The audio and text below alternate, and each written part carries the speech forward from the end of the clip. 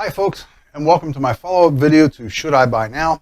And in this video we're going to be comparing whether the low volume, high demand market that we're in right now has any correlation to the 05-07 crash market.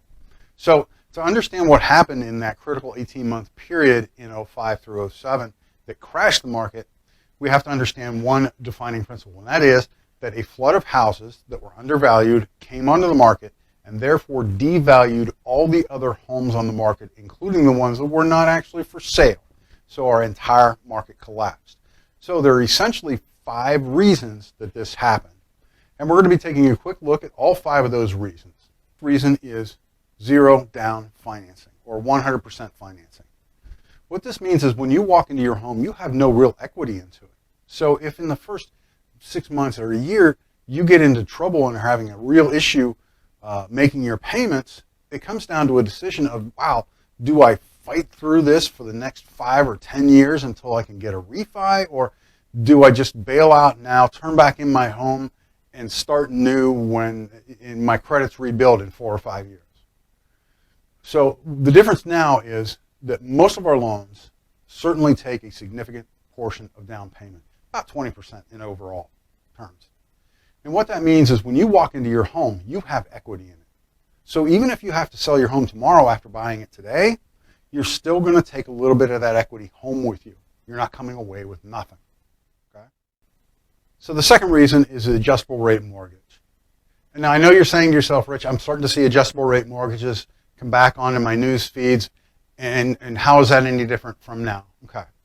The adjustable rate mortgages back then, during those years, were a free-for-all. They'd start you at a teaser loan rate.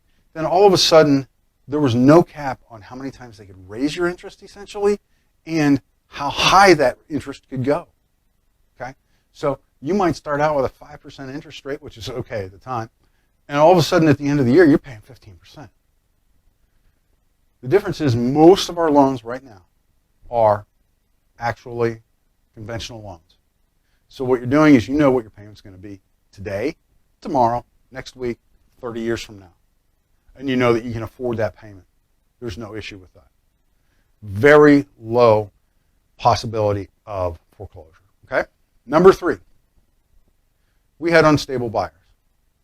And what I mean by that is there are people who just, because of the situation they're in financially right now, cannot afford a home. Unfortunately, during those years, they were getting loans.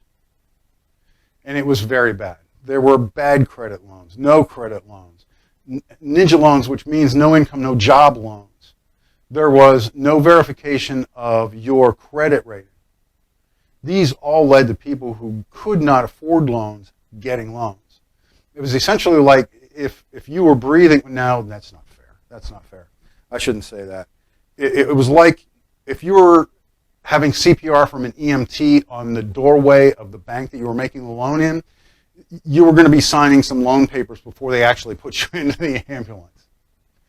In today's market, the loan officers, the underwriters, they're looking for solid people, solid credit ratings, years of work history, years of paying back other loan properties, whether that's credit cards or making regular payments to your DirecTV, whatever that might be. They're looking for people who will pay back those loans. They're not just looking to make loans. Reason number 4 is short-term interest-only loans. These are dangerous loans for people because it means you're paying only the interest. The entire principal is sitting there and needs to be paid. And in these short-term loans, that payment came due in 2, 3, 4 years. And when all of a sudden you can't make that $230,000 lump sum payment, or you can't sell your house at a profit or even a loss, you're stuck and it's going to go into foreclosure. And the 5th reason is home builders. Now that's a little bit outside the finance area, but here's why it hurt. At that time, before the market started to collapse, home builders were building as fast as they could because they were selling spec homes as fast as they could put them on the ground.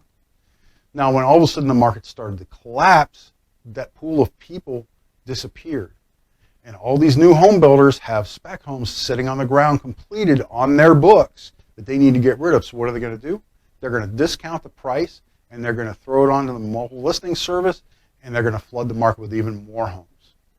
The difference now is that because of the pandemic, because of labor shortages, or the lack of skilled labor, I should say, and some supply chain issues getting furnishings in for the homes, the finishing furnishings like faucets, sinks, and things like that, the home building industry can't ramp up to actually 100%. So there's still a shortage of homes out there. Okay? Now, we've gone through the 5 reasons that differ from 05-07 and now. And I hope that has set your mind at ease that we are not in a bubble situation. Now, have things started to change? Yes, they have. Because the Fed has raised the interest rate, and we're getting to a point where buyers are a little bit more reticent to try and make those payments, they're starting to back off. So the demand is starting to drop a little bit. The supply has started to increase. We're starting to see some home builders actually put some spec homes as they end builds and things like that. When they get to the end of a build area, they'll put a spec home or 2 or 3 onto the market. So we're seeing an influx and an increase in our inventory. Now, are they anywhere near equal? Demand equaling supply? No. Demand is still way up here, even with the interest rates, and supply is still way down here. And yes, I understand my hands are outside the camera range, but that's how far they are apart. Now, adjustable rate mortgages. Yeah, they are coming back. And they can be a good loan product for someone who is not looking at buying their forever home. If you think you're going to be in your home for 5 years or 6 years, an adjustable rate mortgage might be the way to go. Here's why. Number one, you're going to get a lower introductory rate, generally, than a conventional loan will. And there is a cap on the amount of times that that interest rate can raise in a year and how much it can raise during that period of time. So you may be able to stay under the market and eventually sell your home when you're ready to move up and have paid less interest than somebody with a conventional loan would have. Okay? Now, if any of this information has got you to move forward with purchasing your home or maybe selling your home and buying a different home, please feel free to message me here on Facebook, or if you're watching this on YouTube, my contact information is below, my website, my Facebook page, my phone number, everything you need to contact me is there.